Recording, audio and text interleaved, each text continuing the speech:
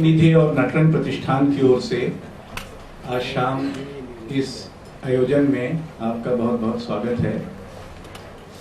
हमें इस बात का एहसास है कि आज रक्षाबंधन है, लेकिन संयोग से नेमी जी का दिन भी आज ही है, इसलिए हम इस तिथि को टाल नहीं सकते थे और आपके विशेष रूप से आभारी हैं कि आप इतनी बड़ी संख्या में आज यहाँ आए हैं।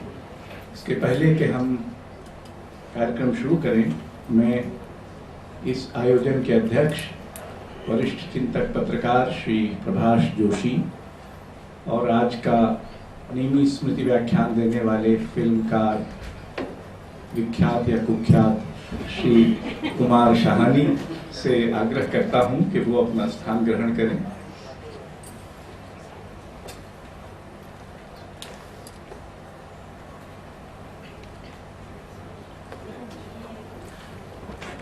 इस तरह यहाँ 3 कुर्सियां खाली हो गई हैं, तो जो लोगों को न मिली हो,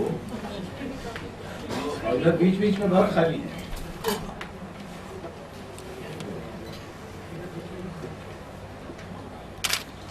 मित्रों, श्री नेमी चंद्र जैन अगर जीवित होते तो आज 89 वर्ष के होते।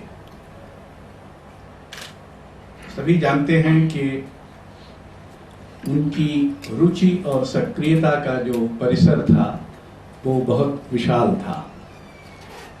उन्होंने शुरुआत की थी तार सप्तक में शामिल एक कवि की तरह, फिर साहित्य की आलोचना और फिर हिंदी में रंग आलोचना, और इसके अलावा व्यापक सांस्कृतिक परिदृश्य, ये सब उनकी रुचि के क्षेत्र थे।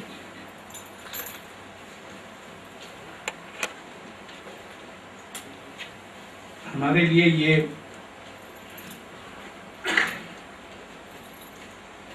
संयोग और सौभाग्य की बात है कि आज हम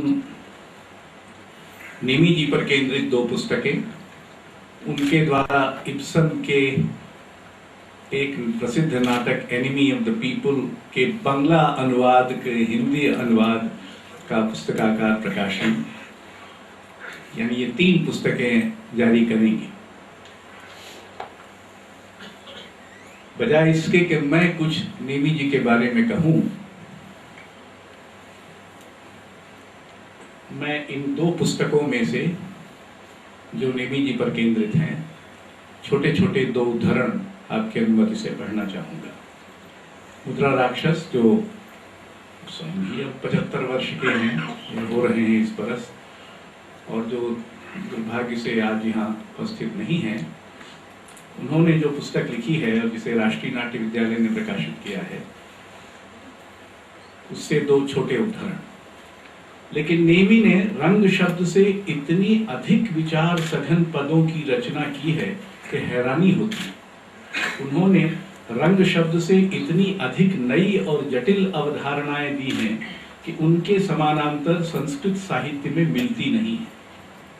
और उन्होंने इस पर विचार किया है कि रंग सृष्टि शब्द और रंग संस्कृति शब्द संस्कृत के काव्यशास्त्र में या नाट्यशास्त्र में प्रयुक्त शब्द नहीं है।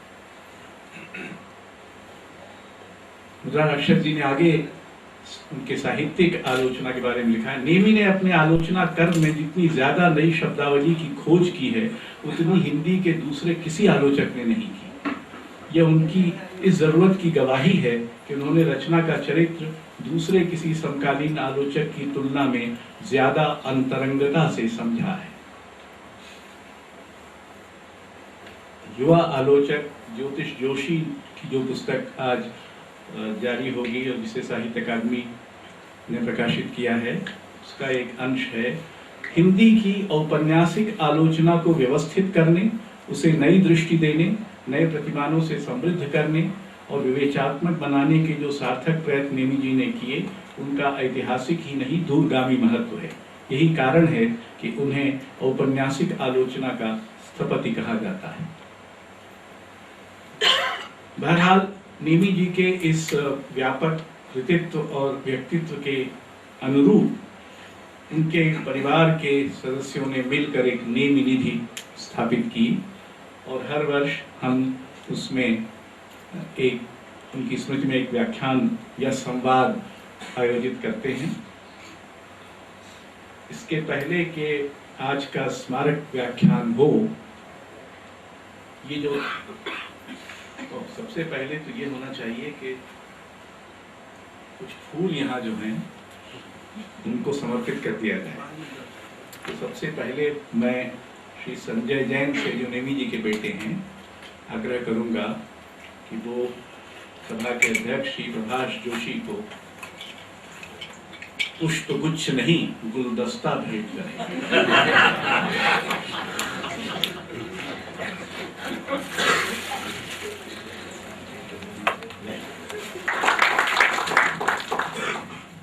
वे का सुयोग जुटा है। पहली पुस्तक है राष्ट्रीय नाट्य विद्यालय द्वारा अपनी रंग व्यक्तित्व नामक श्रृंखला में प्रकाशित वरिष्ठ साहित्यकार श्री नीमी चंद्र जैन, मुद्रा राक्षस द्वारा नीमी जी पर लिखी गई पुस्तकें। अब ये भी संयोग ही है कि दोनों पुस्तकों का नाम एक ही है। बहरहाल मुद्रा राक्षस की जो पुस्तक है वो नीमी जी के व्यक्तित्व और उनके कृतित्व दोनों को समेटती चलती है। और जैसा कि मुद्रा जी की ख्याति है, उसमें उसका अंत होता है कि इसके आधार पर एक अथातो रंग जिज्ञासा नाम का प्रोजेक्ट हो सकता है, लेकिन मुद्रा जी की ही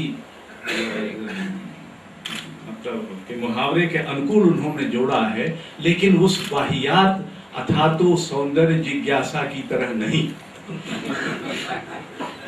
तो बेचारे रमेश कुंतल मेघ को कुछ हिचकी वगैरह आ रही होगी, लेकिन उसके लिए क्षमा चाहते हुए अब मैं श्री प्रभाष जोशी से अनुरोध करता हूँ कि वे इस पुस्तक का लोकार्पण करें। सवाल ये है कि लोकार्पण के लिए पुस्तक कौन देगा?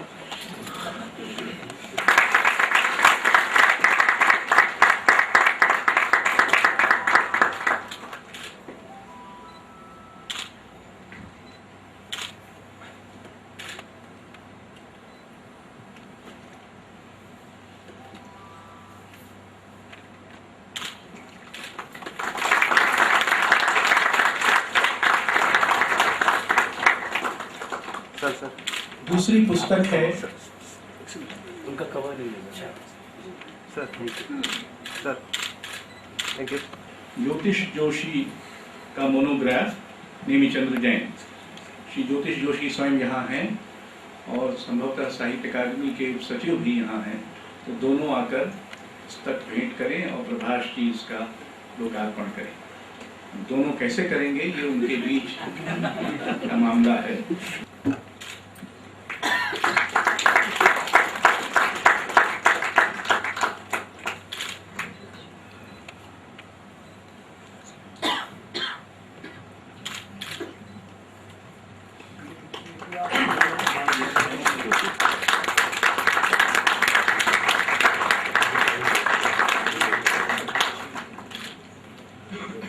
क्योंकि इन्होंने इतनी प्रिंसन के प्रसिद्ध नाटक एनिमी ऑफ द पीपल इससे प्रभावित हुए, तो उन्होंने शांति बसु के अनुवाद का हिंदी अनुवाद किया, जो राष्ट्रीय नाट्य विद्यालय की पत्रिका रंग प्रसंग में पहले छपा था।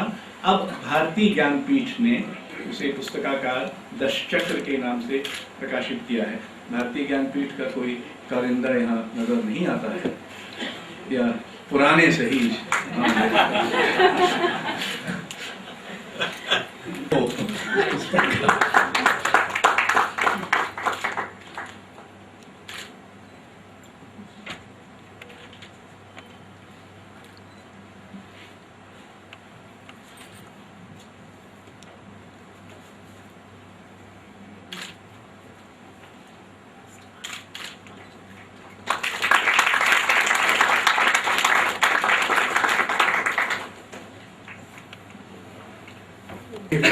धन्यवाद व्यक्त करते हैं। मित्रों, आज का जो नेमी स्मृति व्याख्यान है वो प्रसिद्ध फिल्मकार श्री कुमार शाहनी देंगे।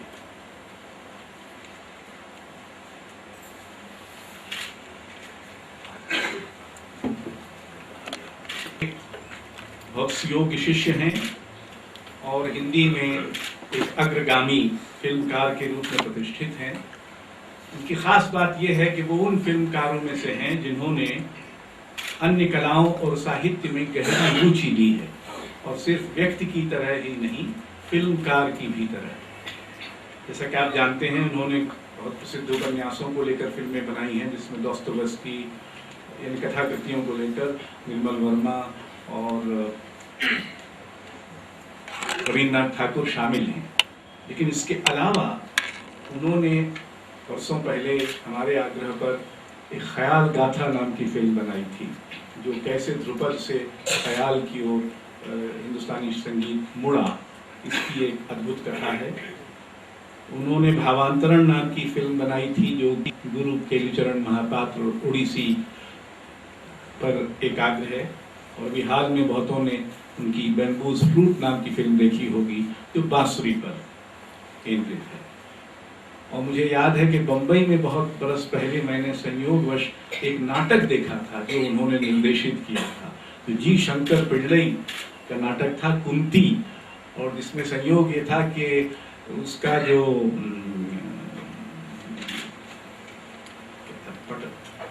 पृष्ठपट था, जो भी कहलाता है, वो पर्दा पीछे जो था वो अकबर पदमसी ने बनाया था। तो ये एक बहुत अद्भुत प्रयोग उस समय था जो मैंने देखा था। यानी उनका इन सब चीज़ों से बहुत गहरा संबंध रहा है, और वो अनेक पुरस्कारों और सम्मानों से विभूषित हैं। पर जो बड़ी बात है वो ये है कि उन्होंने फिल्म को प्रश्नवाचक और एक चिंतनशील माध्यम बनाने की भरसक कोशिश की है, जो हमारे यहाँ खासकर हिंदी में ऐसी फिल्में बनाना बहुत कठिन है। और इसलिए जितनी फिल्में उन्होंने बनाई हैं, उससे अधिक फिल्में नहीं बनाई हैं। यानी उनकी योजना उनके पास है, और वर्षों से हमने से कुछ लोग कोशिश करते रहते हैं कि कहीं से कोई सिलसिला कहीं मिले जो इस तरह के कामों के लिए कुछ पैसा ऐसा लगाने को तैयार हो। दुर्भाग्य से फिल्म एक ऐसा माध्यम है जो बिना पैसे के नहीं आगे चल सकता। इसके पहले कि वो अपना व्याख्यान दें, उनका व्याख्यान का विषय है creative uncertainties.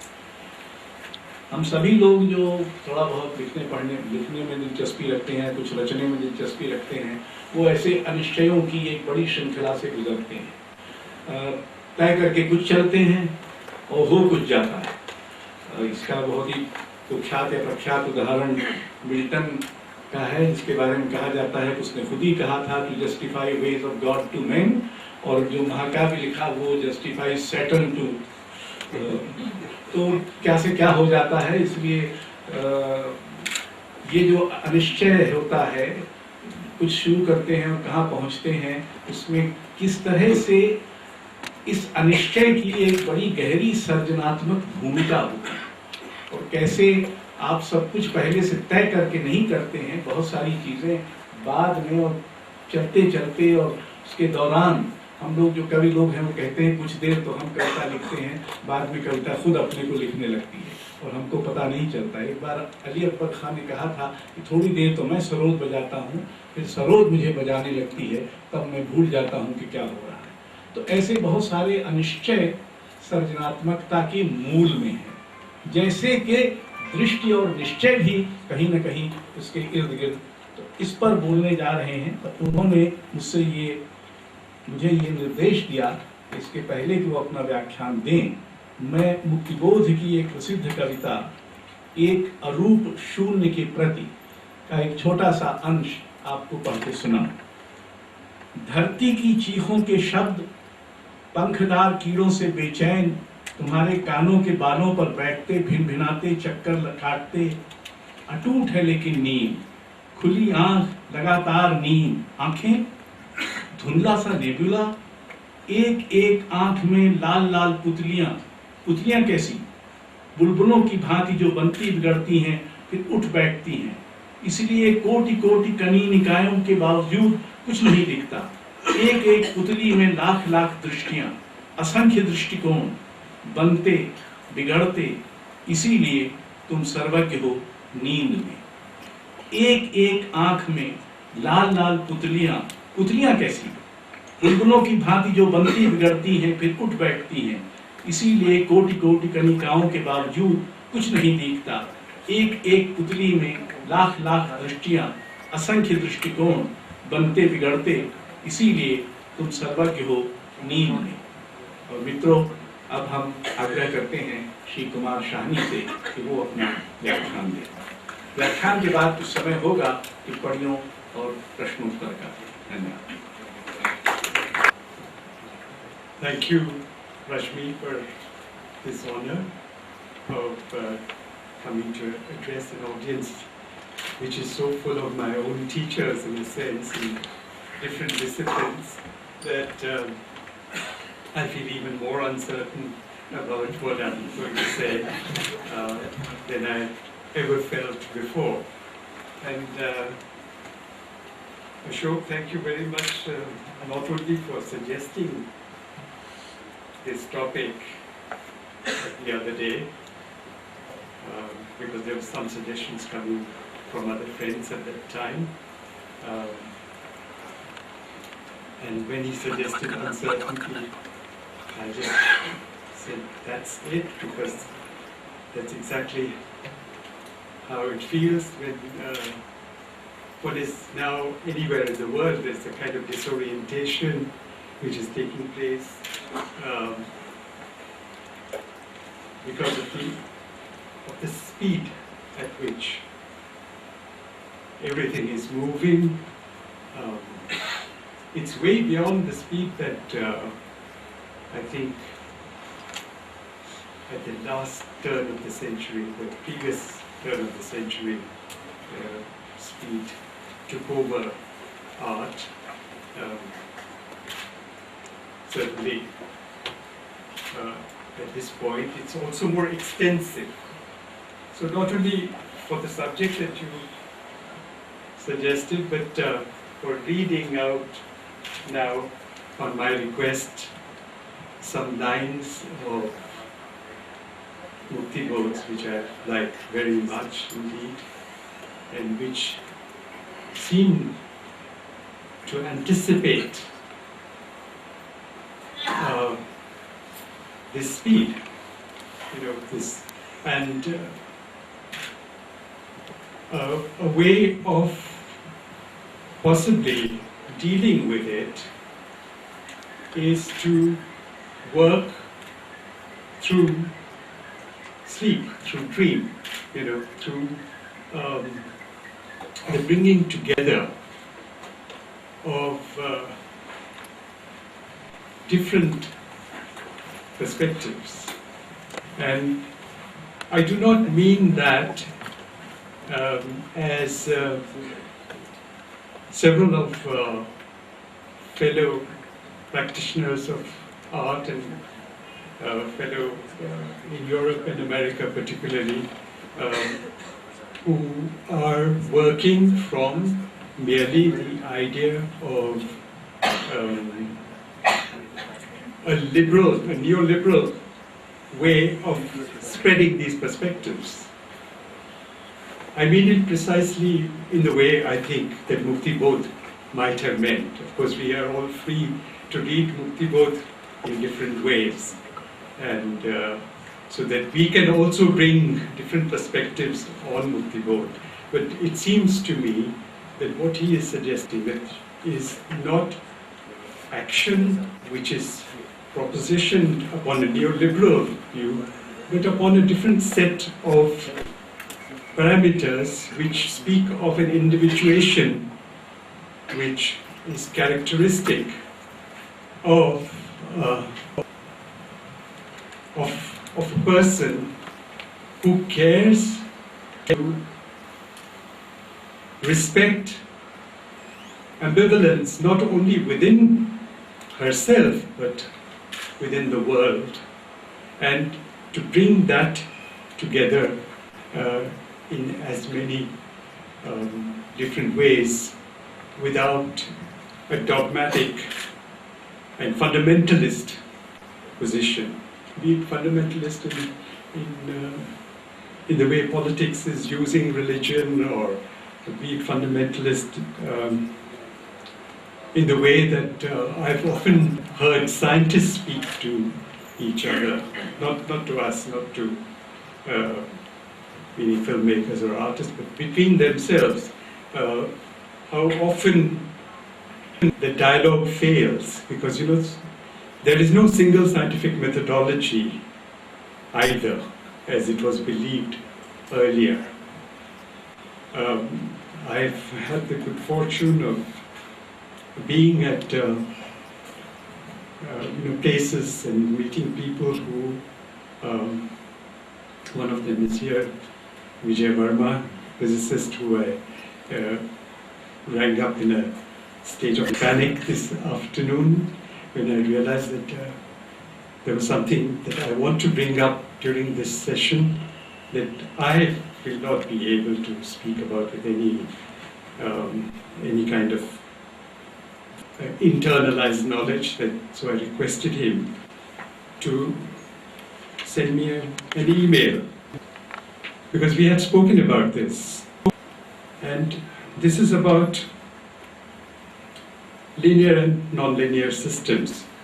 And now even that is very often disputed between scientists, because like at the NCBS, where I was for a while in Bangalore, the National Center for Biological Sciences, I used to hear disputes over the very methodology vis-a-vis an experiment, because there were physicists there, for example, who would not accept that methodology, which most of the biologists were using, and similarly, the biologists were not accepting what the physicists insisted was the only methodology and the only measure with which to go.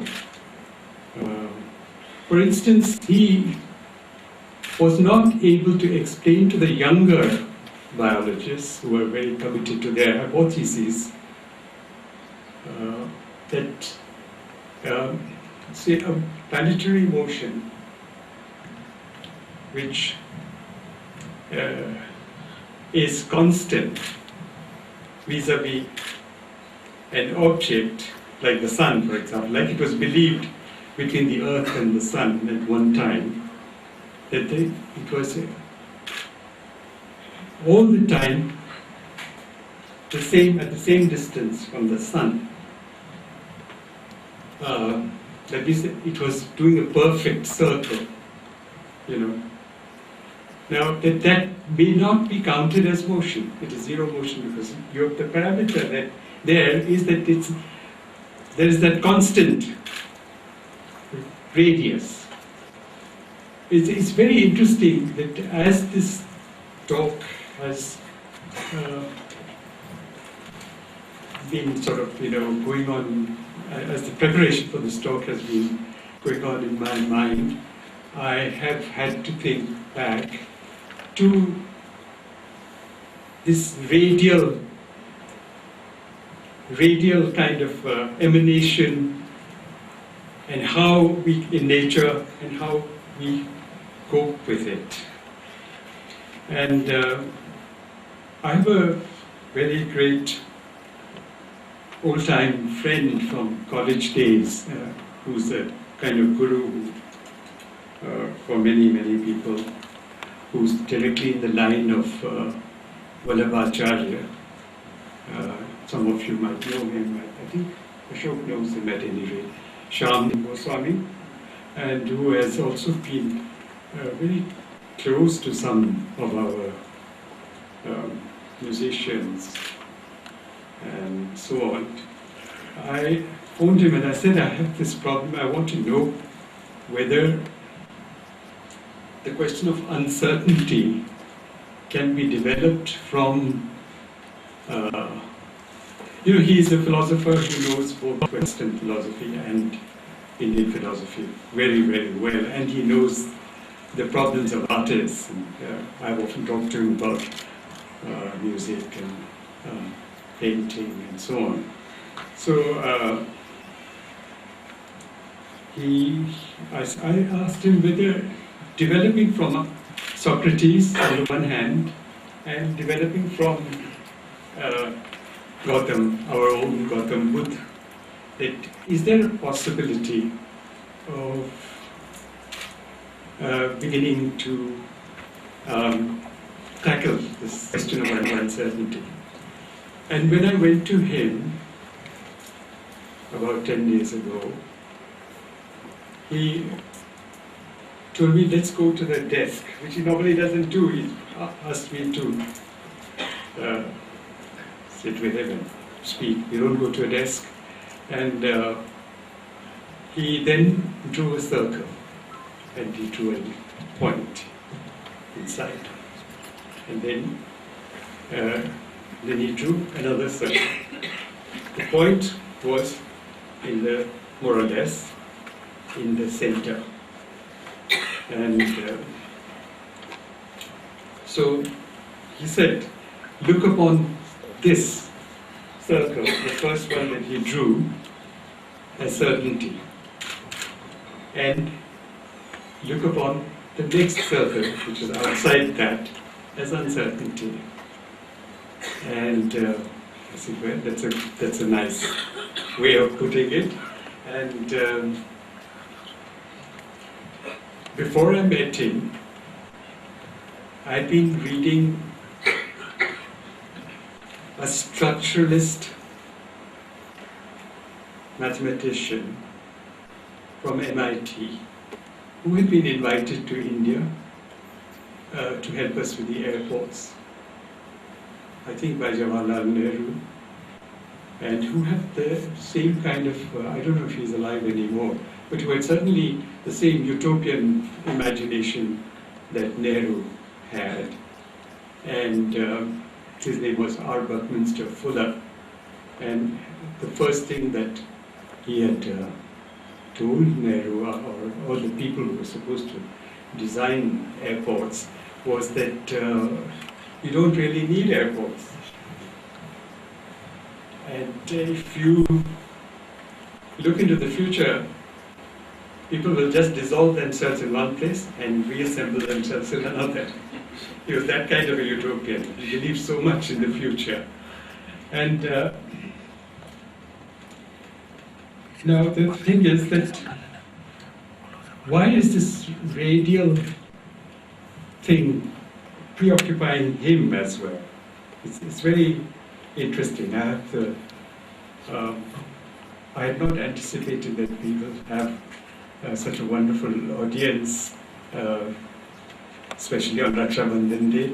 So I did not film these pictures, but they are basically of tetrahedrons, you know, each. So can you see this, for example? And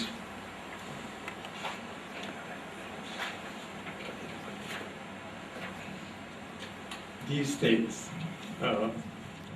they are more or less like, you know, you can imagine fireworks going up and then just going off in these kind of lines. And now, he was inspired to think by looking at bubbles, you know, emerging in the water.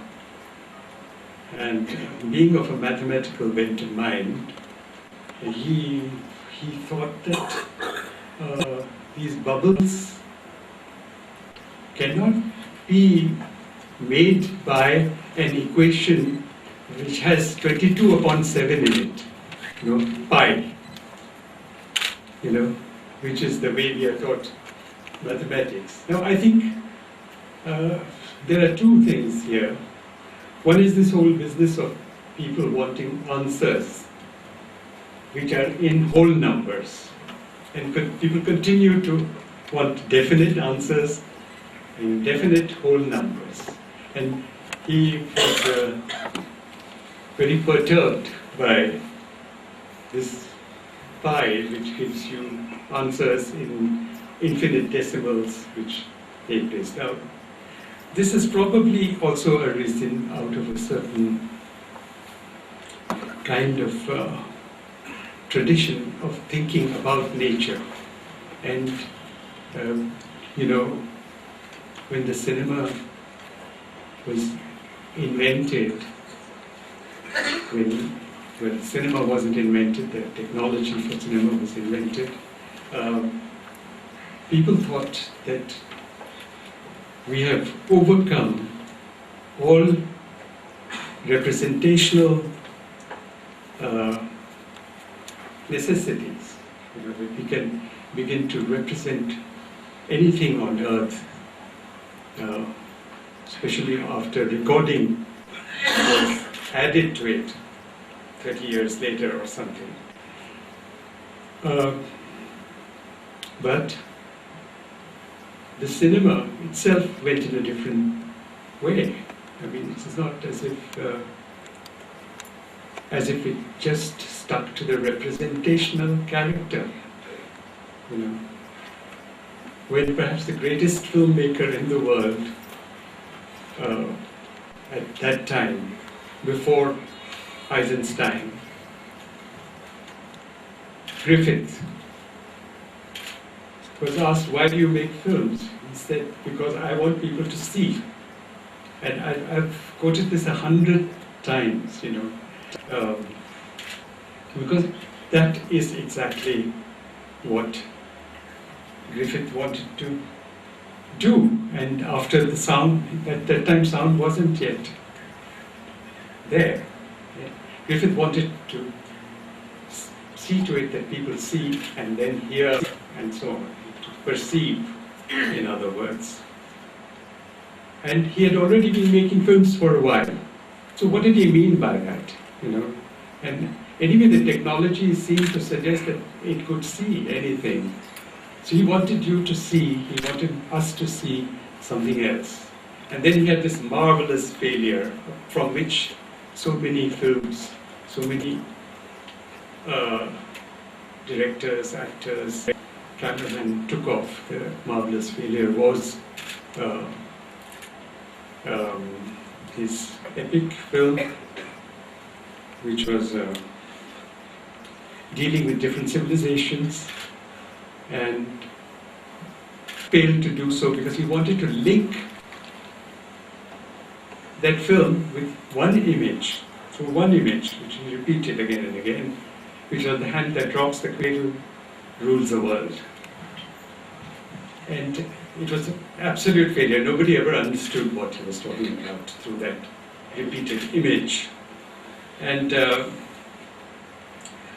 parallel to him were the great Soviet filmmakers who were faced with a very strange material problem. The material problem was that they did not have big strips of film. They did not have a roll of film, you know. They couldn't afford it. It was a poor country. And they had just these little strips of film which they would shoot, you know. And then they had to splice it together. And from that was developed. I mean, they just put this, a shot of, let's say, a random shot of Raina over there scratching his nose, and me thumping this table, and they put them together, and people read them, you know, and made a story out of it, just like we do with little children sometimes. Or if they saw just a man's face and a bowl of soup, so it would suggest that either he is hungry or he is not, or something of that kind. So the progression would take place in that. However, Eisenstein looked at Kuleshov's experiments, and so did he looked at the experiment that failed, which wanted to say more. And Eisenstein wanted to work through dialectical materialism to construct what you call montage. Montage is just another word for editing in a way, but this was kind of a progression which would take place, which would generate another meaning. And there's a beautiful essay, apart from his own writings on montage, but there's a beautiful essay by Roland Barthes, which shows that actually montage went beyond what Eisenstein was trying. It was not only creating a third meaning, it was creating a kind of vyanjana, which he himself had not quite measured, which went into oblique meaning. And I feel very often that when we are reading, whether it be an image or a text, or hearing new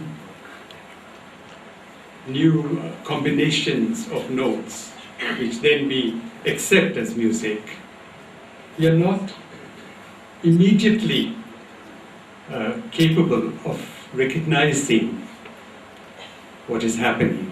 For instance, I know that people trained very, very perfectly in Indian music, for example, tend to reject a lot of Western music as being like a dirge or a march or something like that, something which just falls in a certain rhythm line, which always reminds you of a processional kind of, army-like movement. And very often now, in fact, with the bombardment of kind of beat and that kind of thing which has been otherwise rejected even by the small pubs in the West, like you walk into a jazz concert, or not even a concert, if you just have informal jazz players, they've rejected it, but the mainstream still goes on with that very straight rhythm line that you have to make that as the base of any song or any articulation which is musical. Now, so that the teachers of Hindustani music have now to always emphasize the fact that please don't strike the note, approach the note for God's sake, Only then can you create a rag, only then can you respect the particular composition, and that the only possible sthira note is shadja or a pancham. And the funny thing is that also, because it is not a tonic, keeps on shifting. It's not a tonic, it's not A, B, C, D, E, and all that, And so it's something very difficult, because it's very difficult for people to actually start performing that way if you're surrounded all the time by those kind of the other kind of music or so on. Similarly, there are very, very few people who appreciate, let's say, traditional Chinese music, even the great Chinese opera, which I feel suggests so much of the possible linguistic enunciations that are available here, which are possibly not available to the Chinese speaker, because the Chinese speech itself, according to the province which the language group, particularly belongs to in China, is full of tones. It's not our speech at worst or at best stops at 3 to 4 tones, and I believe that there is a dialect which I have not heard, but some other people have told me, which has as many as 12 tones in the speech. And so they have to search out the musical in between those tones. So again, the approach becomes very important. And if we go by our own dogma, if you like, or belief that we have held on to for very long, the very, very basis of all performance, it seems to me, is there. It is in how we handle speech and how we handle music. According to our Shastras also, it is so proclaimed.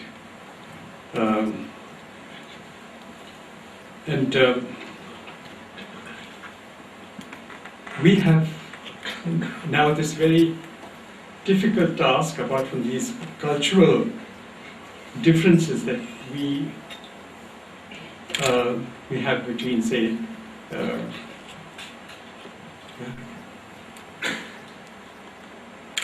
Indian, Chinese, Japanese, etc., modes of articulation, and within our own country, the great fundamentalisms that overtake us every now and then, and which have reduced more or less our state as well as other states to a kind of areas of fear lurking around all the time for communities big and small. I think a real effort could be made through art and through a better understanding of science that we do not need to fix perspectives. We need not go either in the verbal sphere or in the sphere of visuality or even sensuous address into concepts which are divisive, which are not inclusive. We have to just, I think, recognize that there are possibilities of these kind of similarities and differences. The other day I was at a function to felicitate Hari Prasad Chaurasya, and at that function, his musician colleague, Shiv Kumar, said that Hariji's work is extraordinarily versatile, which is absolutely true, because I've often wondered how he doesn't quite get out of the Nagdari system, even as he's responding, I think, which is inherent in the way he allows the arousal of concept and feeling in the audience through just shifting it to another note, and that is bringing it close to the other one and making that almost his sculpture, and then moving on to other kind of patterns in his music. And this was the certainty to which he, in a sense, refers to in the other person, not his own certainty. So like Shiv Kumar Sharma said, that he captures that, he gets the, say, C minor or C major from somewhere else, and then he moves on to his own thing. He takes off from there. Now, this is not easy to do. It may appear so, and then to continue to say what you want to. And I think this can be done not only within music. I think it could be done in ways that a relay of sound could go into a relay of, let's say, color or line or language and so on. And unfortunately, it seems to me that the entire 20th century just went on trying to work toward, and of course you need those certain outputs, otherwise how will you ever go from Bombay to Delhi or Delhi to Madras? Or you need it, you need aircraft, you need radar systems, etc. But the contingent is always of extreme.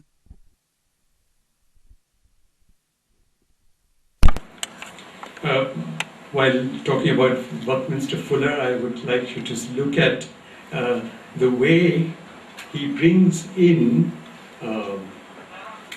the way he brings in the contingent in a different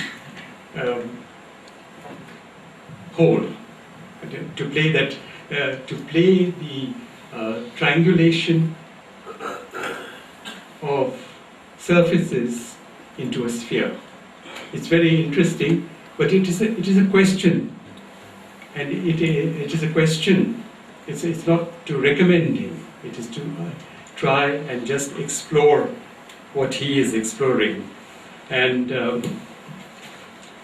I want to tell you that in my conversation with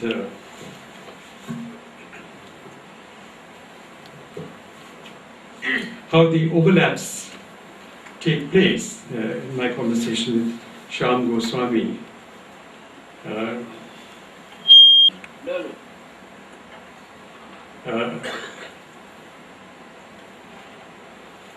Shyam pointed out to me that in creativity, what we are quite rightly, because,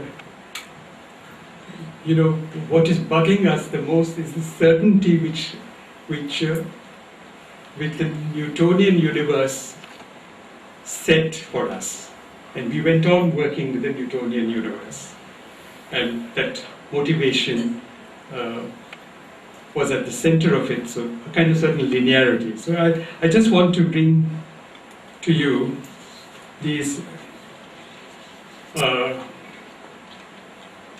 I hope that you on your own, because you're such a wonderful audience, will, if you're curious about it, follow up on it. There's no way that I can this evening. But Shyam Goswami gave me this thing of Pratishthan Samutpad, which Buddha had proposed. So he said, if you're talking about creativity, you must talk about it in nature itself, and which is causation. Causation is creativity. It causes something to be created. So this Pratishthan Samutpad is that many different things come together in it. Many different events come together. And each event, in a sense, becomes not a principal cause or anything like that, but together they become the cause. And I think it's of really great importance, given that we have so many fundamental instances around, including the psychological ones. Everybody is, for every little quarrel, is seeking a singular explanation. That because you are like this, so thus. The psychoanalysts also fall into a kind of, although they claim their practice as the science of the particular, they ignore the particular. They always want to fix it into some kind of complex, into some kind of prefigured narrative. So they're always tracing things to an unhappy childhood of some kind, or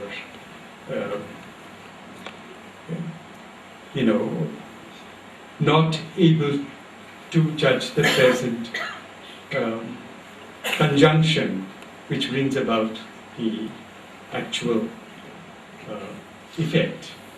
Now, even in the mechanical causation thing, those who have studied scientific method have told me that for a long time, even after Newton, there was this idea that one thing, which is the output, as it were, after the mechanical era, we speak about inputs and outputs. But even then, the output is very often, one regresses from the output into a kind of birth, into an idea of something giving birth to another. And of course, once you do that, then you are into another kind of mistake. It's true. It's birth is the very primary thing in creation. I mean, it's always the metaphor when we talk about creation, that we give birth to something. But if you then think that this is that which is born is the same as that which gives birth to, which certain philosophical methodologies and even scientific methodologies continue to do, then invariably you land up with a lot of mistakes. Similarly, this panic.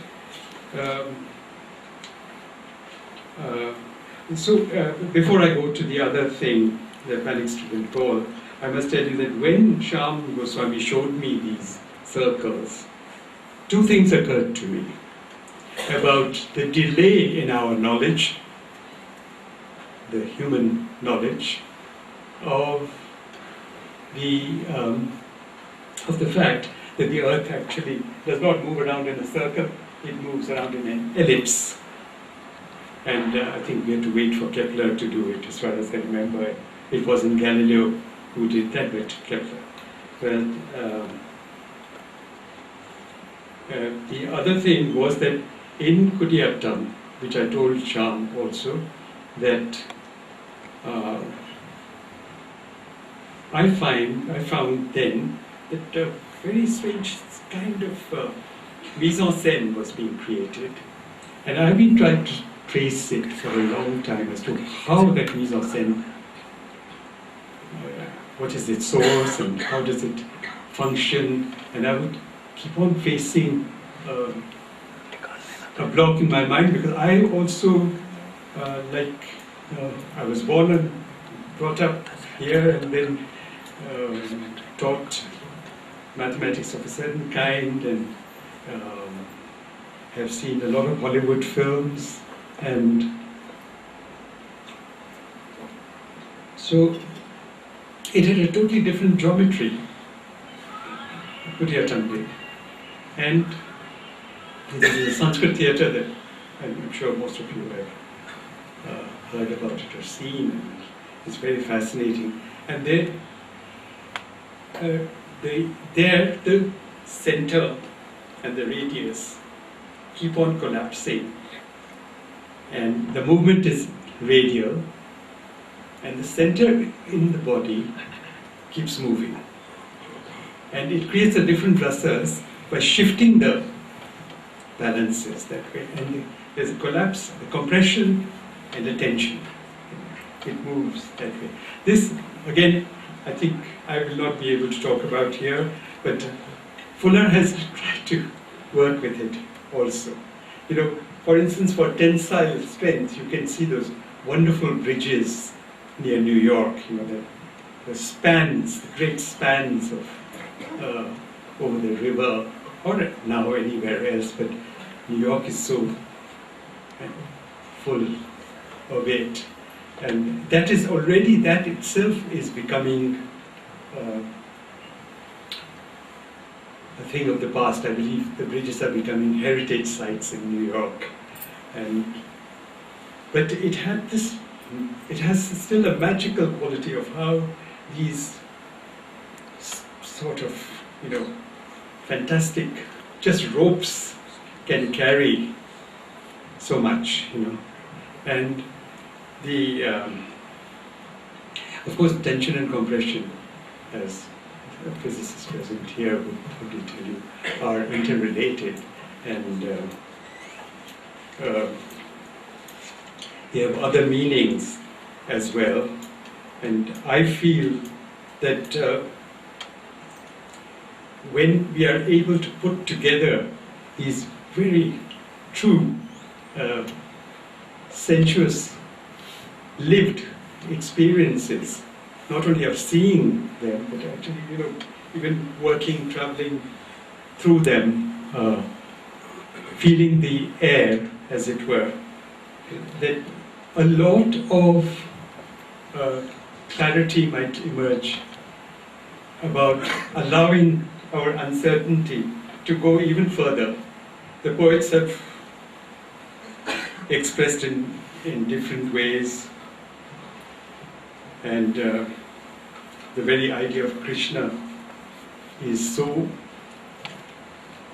full of that darkness that you want to reach out to. And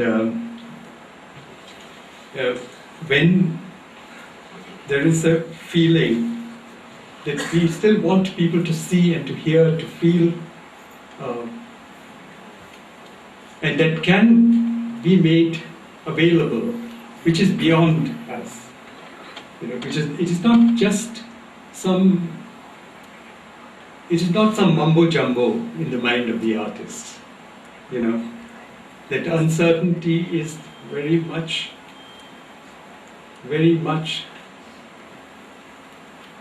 the coming into being. You know, one of the things when you see this Pratishthan path, for example, when you examine even the note which has been translated on the Wikipedia, which I have somewhere here, but I won't read out from it, sees it as something which is coming into being. The question of immanence, which I think has been very central even to the theory of the novel in people like Lukács and so on. Right? The action of becoming actually frees you from essences, you know, and the strange thing is that we began to be freed of those essences by people like Einstein, who in a very popular essay which I had read and quoted earlier, when he said that the point, line and plane do not actually exist and cannot have a substantiality of any kind, you know. And many of these people are saying that, in fact, and so in a very similar way, Pratishthan does enter into the area of shunya, which goes step by step. Because there are a set of relationships. They are not concretely this or that. But concretely, you can see them, you can feel them, you can perhaps hear them, touch them. And very great, I think, artists, musicians and filmmakers are able to bring that about through uh, identifiable, somewhat identifiable modes, like the shifting of caesura in poems. When he read it, I requested Ashok to read Mukti Bodh to you. Already there were two different readings. And with those two different readings, you could make out that the meaning also changed. So to accommodate change all the time, to make it transient, becoming non-essential, is one of the things that unites all this and possibly enters areas which are thought to be elusive or metaphysical and so on, and therefore find sometimes the mumbo-jumbo type of explanation which are not necessary. I will just read out very quickly what Panic Call is about and how Vijay Verma articulated something to me. It's on the butterfly effect. And this is coming straight from the scientist, who's present here. A non-linear system is one in which the relationship between a cause and its effect is not linear. It's very clear, right? A linear relationship being one in which the effect is directly proportionate to the cause. The stretching of a spring within elastic limits is an example of a linear system. When the force applied to the spring is doubled, it also stretches by double the amount. Any system in which relationships are not linear are said to be non-linear. So this is already thing. I'll just add here something from me, I'm not quoting from at this point. One of the biggest problems that we as makers of audiovisual material are facing now is that the way the signal is traveling to the body is itself different from the way the sign used to travel to our perception. And so it can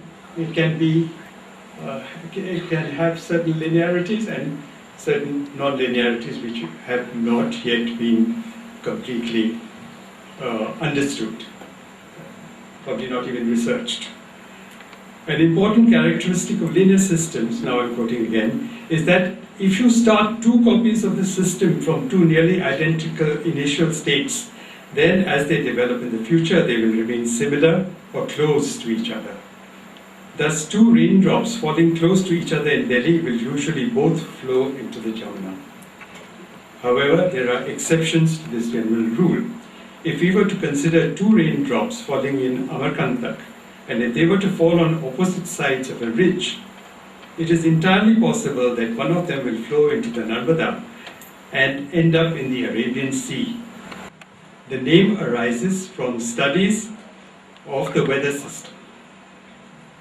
The weather is a highly non-linear system with complex relations between cause and effect, and it is often to be found in its chaotic regime. As a consequence, whether it will rain tomorrow in Chandigarh or not may depend upon whether or not a butterfly flaps its wings today in Delhi. Since in actual life, non-linear systems are the rule rather than the exception, the butterfly effect may be more pervasive than one may expect. Thank you very much, Vijay, for this wonderful thing. It really says a lot, which puts together, things that I've just gathered from here and there, like a savage.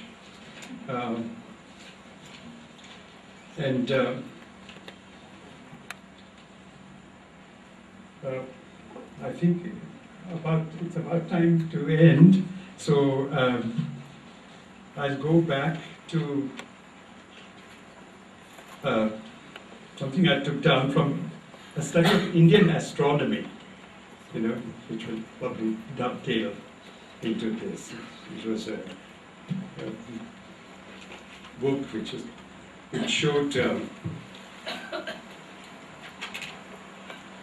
some of the things that Indian astronomers, before they probably engaged with the Gandharva, transactions between the Greeks and India, thought of in the firmament. And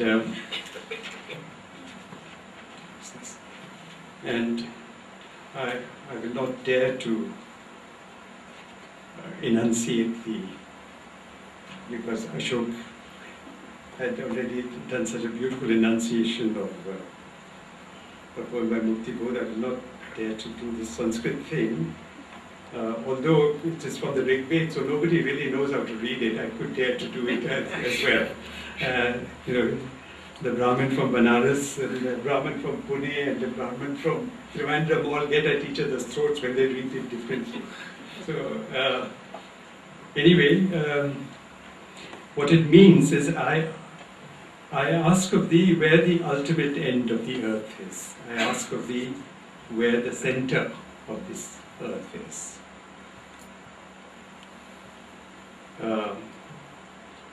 And the answer is this altar, and for that matter, any point on the surface of the earth. This is said, the translation is not mine, it's from the book itself. That's in brackets, in parentheses. For that matter, any point on the surface of the earth is the ultimate end of the earth. The sacrifice, like the one we are performing today, the yajna, because remember already it is a yajna, and the yajna was not performed only on occasions of this kind. It was meant to be performed every day,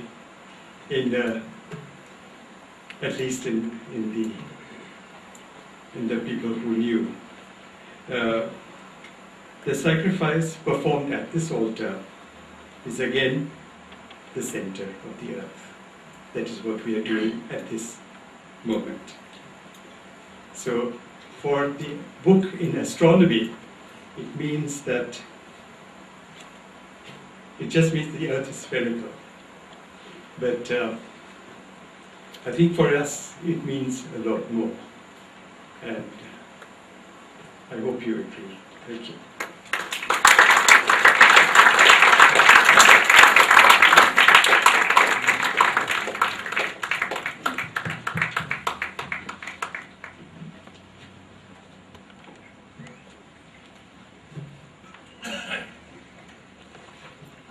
Hopefully brief, hopefully witty, and of course insightful.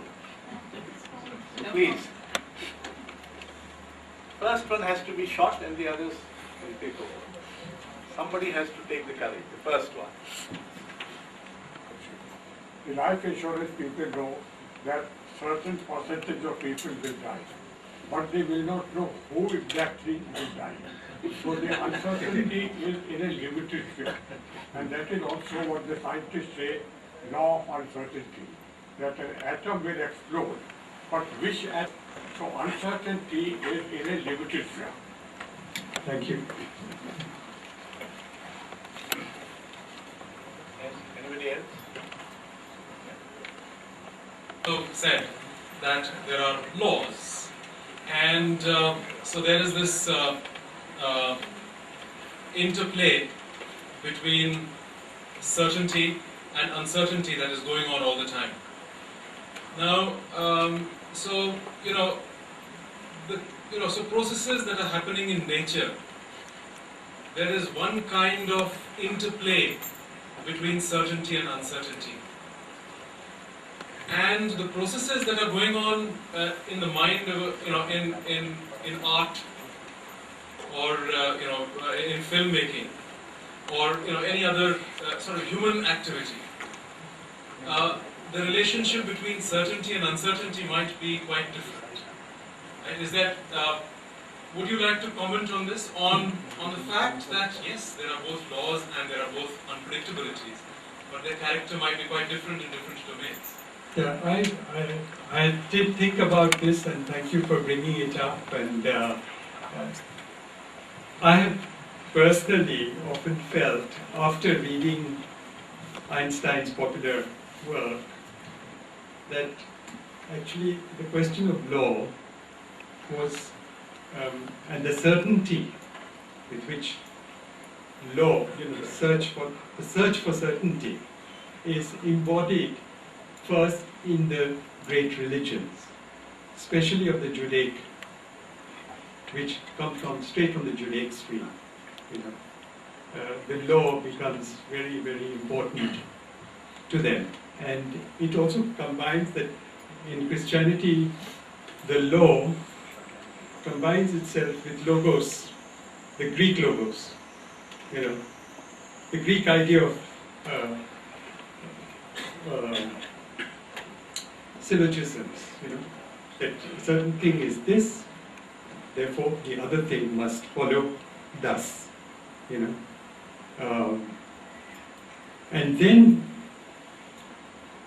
it is the Christian sects who not only reformed the idea of law, which was God-given in Judaism, they humanized it to some extent. People claim that it was humanized by Eastern influence of the three kings, etc. God knows whether that's true or not. But anyway, that idea of an original cause seems to be predominant even now in science. It seems to me, but I may be wrong. So, to some extent, and that law, it has been wonderful because it has progressively freed people from superstition. Because once you know for certain, like an actress friend of mine said that I was proposing that we take a certain shot or do some action at a certain time of day when the light will be, reflected in a particular way from the sun. And she, in all earnestness, asked me, if the sun doesn't set at that time, what will you do? So I said, but look, I know the sun will set at that time. But I love that question, because internally she had the confidence somehow that if she wants to, she was a theatre actress, that if she wants to, the sun will not, she will overcome all that and be able to give me that emotion which I want there, which was wonderful. I liked that. And I said, this is just what I'm looking for in an actor. But on the other hand, I'm absolutely sure that the sun will set at a certain time, and so I can take that particular shot. Now, for all that kind of thing, certainty has helped us get over superstition, fear, and everything. But there are other things whereof we do not speak as yet, and only art is able to speak of them. And because it is able to tolerate that uncertainty, it's able to tolerate some of the best psychoanalysts even accept that there are things that, or philosophers like Wittgenstein obviously accept that there are things that we cannot know with certainty, and therefore we have to look at some other ways of knowing them without certainty, or at least sensing them, if that is possible. And therefore, I think the whole procedure of law is something that we have to examine. The law can really also hold you in a kind of vice from which you cannot escape. Like the ellipse, in fact, for a long time, even after the gallant fight that Galileo put up, he did not know. And it's like knowing and not knowing at the same time.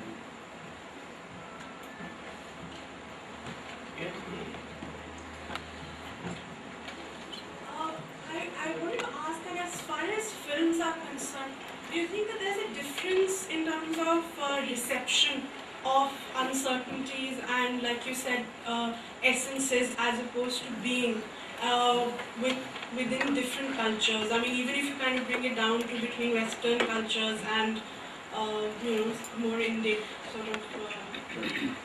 Let me say, for instance, that I do not believe in a fundamental difference between. I don't want to essentialize Western or Indian or Eastern or Chinese or anything like that. Somehow the lack is made up.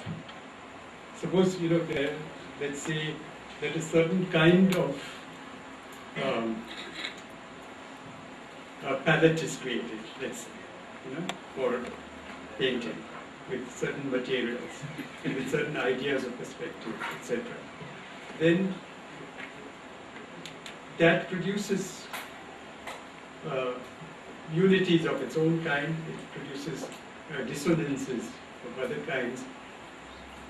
And then another system, using probably different materials, different colors, different palette, try to explore that invisible in a different way. And similarly, I'm very concerned about in technology itself now, there are so many different ways of imaging. It's through laser, through printing, through the digital mode, and that's changing every day. And we do not have to fix that one. There is a law for it. And there are laws. There's to some extent how it feels, how it reaches you, how to more or less sense the cut, for instance, because the cut is an interval,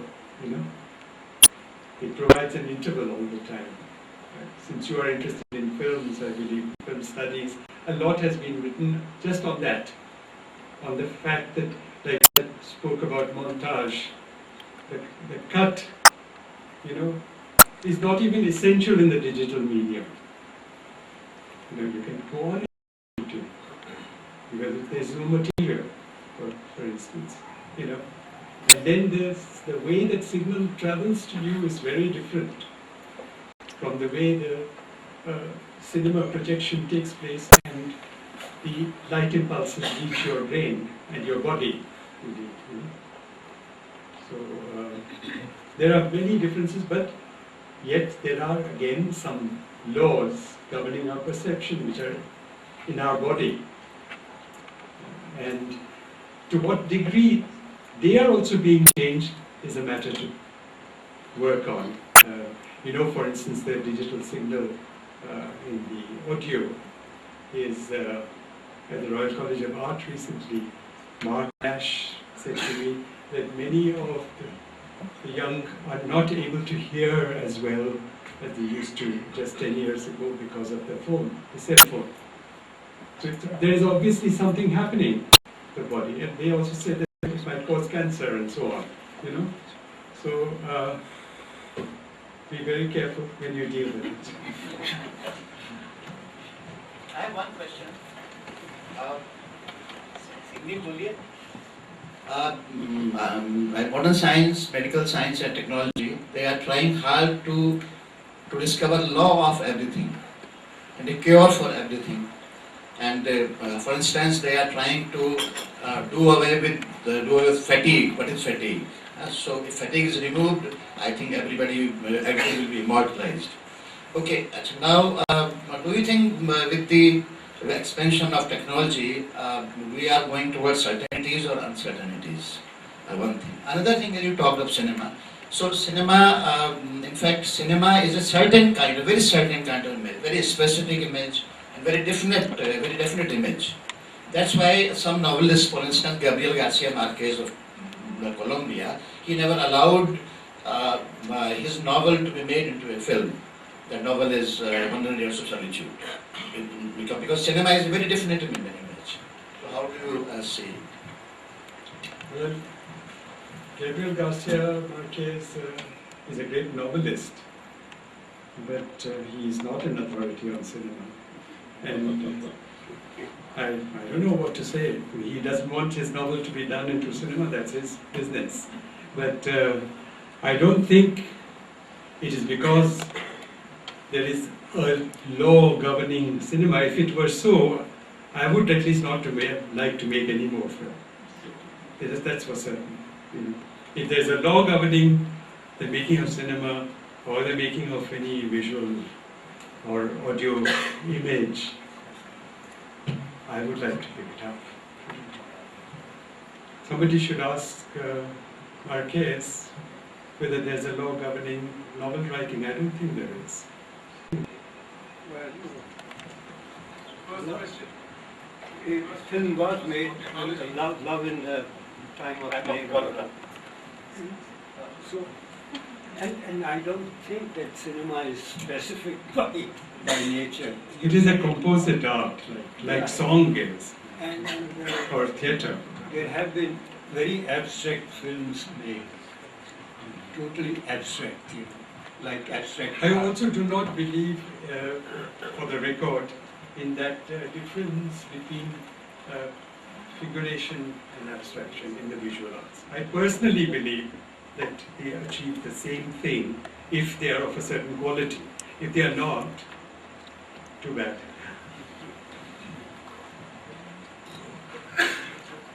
Back.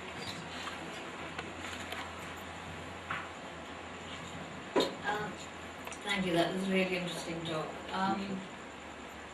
I was just wondering about when one starts looking at the whole making of the boundaries of certainty and what demarcates that from the uncertainty of being. That in itself is in a state of flux, depending on what gets represented, what finds airspace in order to get represented, in order to define this certainty.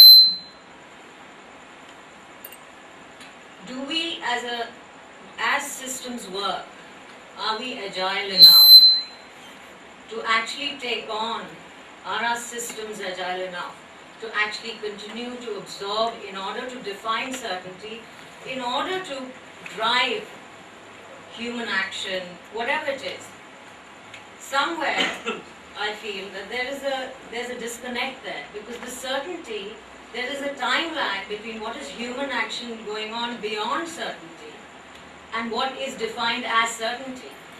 And therefore we are not, that's why we start looking at these boundaries between certainty and uncertainty, because we don't have that flow that creates a richer certainty, if you like.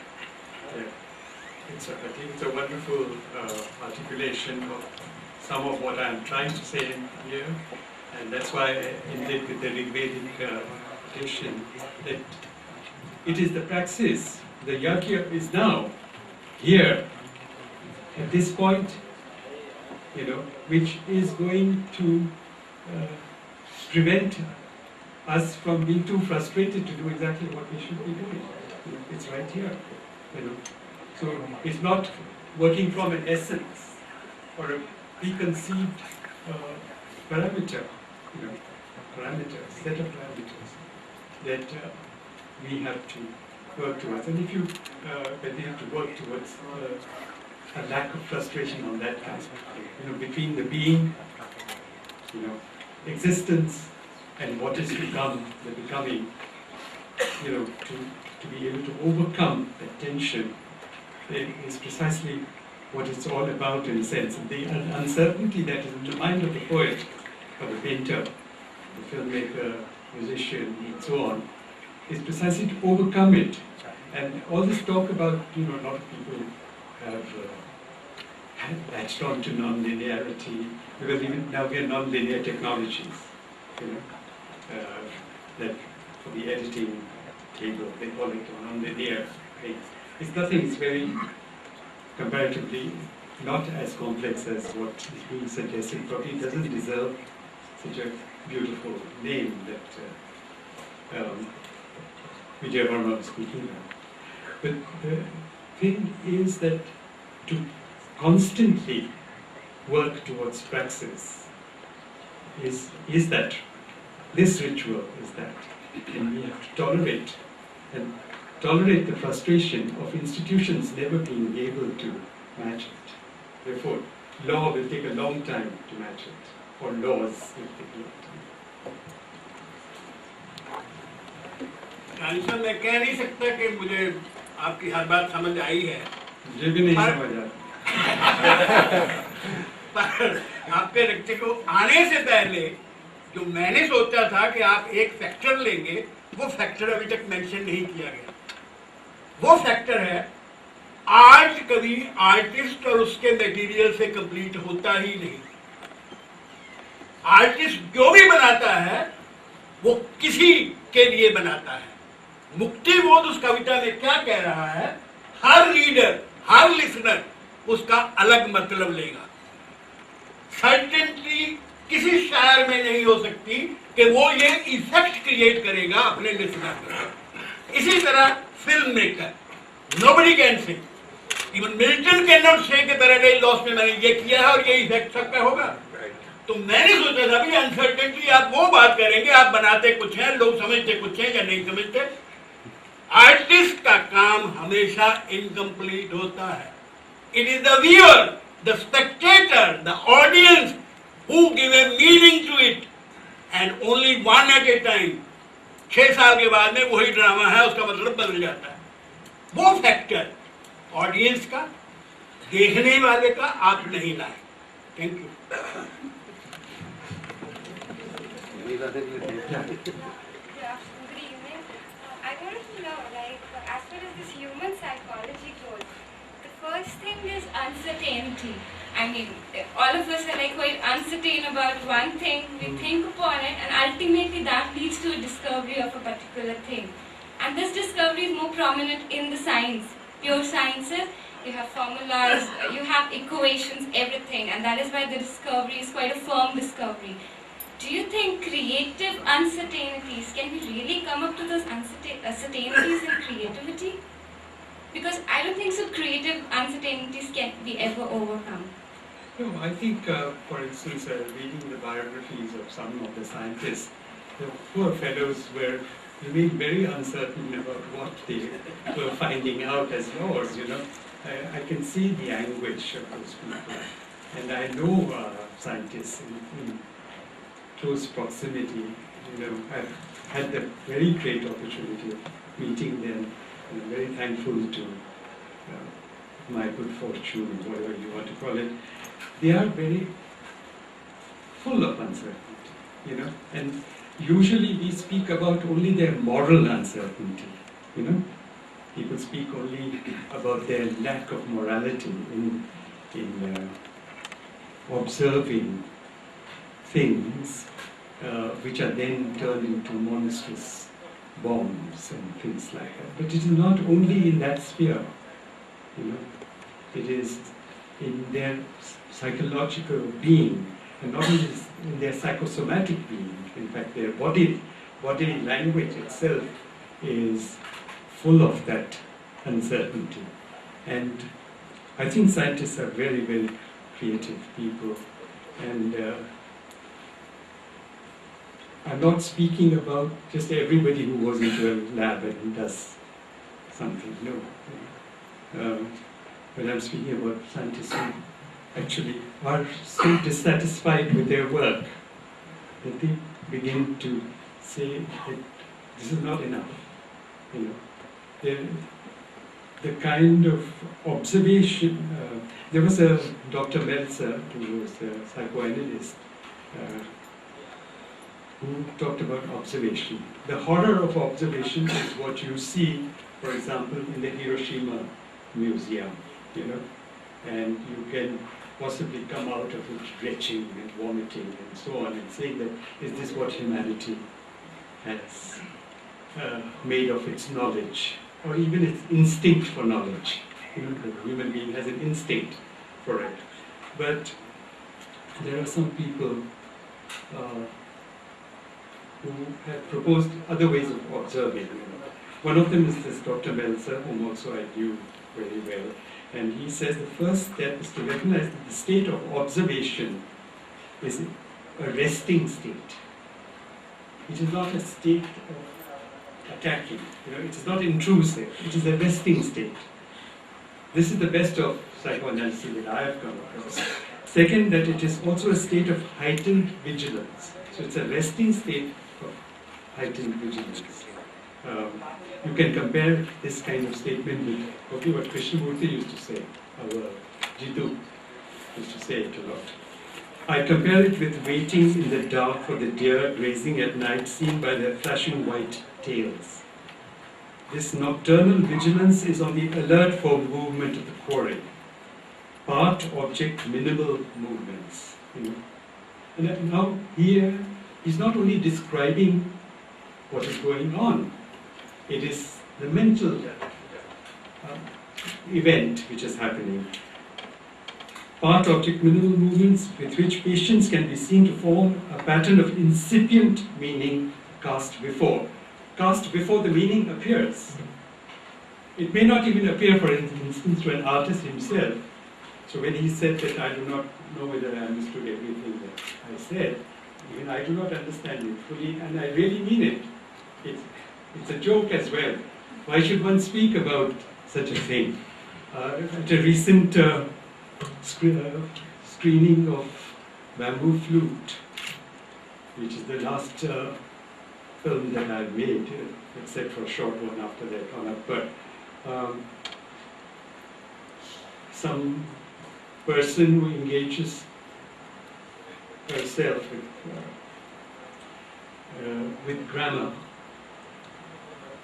So grammar, engages several sequence. Liked the film very much, and she said, but I don't know what you're talking about. But, I mean, that means that she wanted to know. No, she wanted to know, and she was very curious. And I also began, after she asked that question, to know more about it. So I can become more self-critical about it also. So this is the kind of thing, it is cast before, something cast before. That's what I think a lot of art does.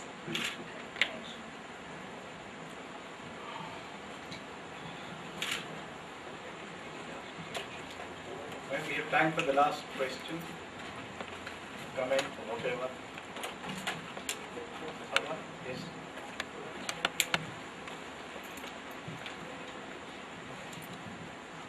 Thank you very much, sir. I'm not asking any question because I'm a very hardcore practical man. So certainty and uncertainties are same for me except two words, you and. But one thing I have understood from this talk, that there is one thing certain, that everything is uncertain. And what I have come to realize is, from your example of two spheres, a wonderful example and giving a very good insight. One circle is certain, another bigger one is uncertain. Why didn't you say that the inner one is uncertain and outer one is certain? It was this. But I find a purpose in that. I think the creative world, especially the persons who are concerned with the literature and the art, they are more concerned with these two spheres. When there is an uncertainty, which is a fact and which is a certainty, it throws a challenge to the human being, to all of the human being. And it is the creative nature of the creative people who challenge this uncertainty and who migrate from this inner sphere or inner circle to that outer to touch it, the boundaries of uncertainty. And as this process, a challenge being taken and explored takes place, the line of uncertainty moves out. And so there is always an uncertainty and there is always a migration. There is always a creativity which props up, tries to touch it, creates something beautiful and new. Uncertainty moves out, and again the challenge comes on, and this process goes on. What probably we can call a creative development. You're just like the American cowboy, seeking new horizons. So thank you very much for this lovely insight to me, sir. Thank you very much. मैं प्रभाष जी से अनुरोध करूंगा।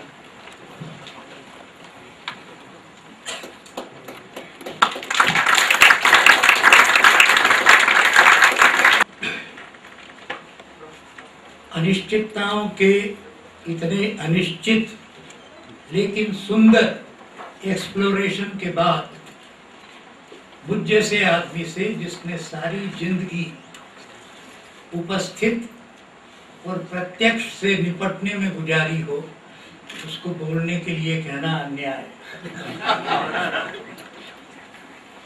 फिर भी मैं Galileo का नाम कुमार शाहनी ने 2-3 बार लिया, तो उसी से मैं कुछ 1-2 बातें करूंगा। मुझे लगता है कि हम सब लोगों के जीवन में इमरजेंसी का समय सबसे अनिश्चित समय रहा।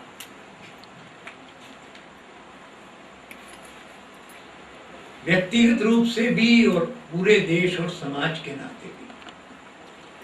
और उस वक्त में गैलीलियो पर एक नाटक लगातार पड़ता रहा। उसमें एक वाक्य जो मुझे बहुत ताकत देता रहा, वो था गैलीलियो का ही, कि he will go the farthest who does not know where he is going। वही सबसे दूर जाएगा जो नहीं जानता है कि वो कहाँ जा रहा है। मुझे इमरजेंसी से निपटने में जितनी मदद इस एक अकेले वाक्य ने की, उतनी शायद ही किसी और ने की होगी। अभी हमारे जवान मित्र ने कहा कि एक ही चीज निश्चित है कि सब अनिश्चित है। मुझे लगता है कि सबसे अनिश्चित तो सबसे बड़ा सृजनकर्ता यानी भगवान ही है। नहीं तो हम सब लोग एक सरी के होते और एक सरी का दिमाग, एक सरी की बातें सोचते होते। भगवान ने ये व्यवस्था की है कि हम में से कोई भी एक निश्चित आकार ग्रहण न कर सके। ये उसकी कृपा है, क्योंकि उसके कारण क्रिएटिविटी या सृजनात्मकता हमेशा अक्षुण्ण रहने वाली है। और हम कुमार शाहनी जैसे लोगों का भाषण सुनकर अपने यथार्थ और प्रस्तुत संसार से निपटने का साहस प्राप्त करते रहेंगे। आप सब इतनी देर इतने सुंदर लेकिन इतने अनिश्चित और इतने एक्सप्लोरेटरी भाषण को सुनते रहे। ये सब आपके अनिश्चय का सबसे अच्छा प्रमाण है। बहुत धन्यवाद। नेमी निधि और नटरंग प्रतिष्ठान की ओर से प्रभाष जी के बहुत आभारी हैं।